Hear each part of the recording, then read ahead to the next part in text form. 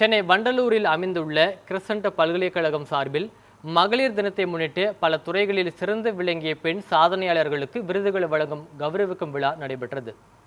பெண்கள் கல்வி மற்றும் முன்னேற்றத்தை ஊக்குவிக்கும் நோக்கில் ஆண்டுதோறும் விருது வழங்கி வரும் கிறிஸ்டன்ட் பல்கலைக்கழகம் இந்த ஆண்டும் சிறந்த பெண் சாதனையாளர்களை தேர்ந்தெடுத்து கௌரவித்தது. கல்லூரி கலை அரங்கில் நடைபெற்ற இந்த விழாவில் அரசியல், பொருளாதாரம், கல்வி மற்றும் அறிவியல் துறைகளில் சாதனை புரிந்த ஆளுமைகள் விருது பெற்றனர்.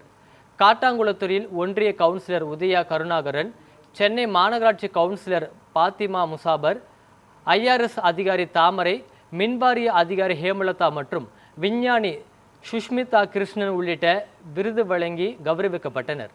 விருது பெற்றவர்கள் இந்த அங்கீகாரம் தங்களை மேலும் சாதிக்க ஊக்கமளிப்பதாக தெரிவித்தனர்.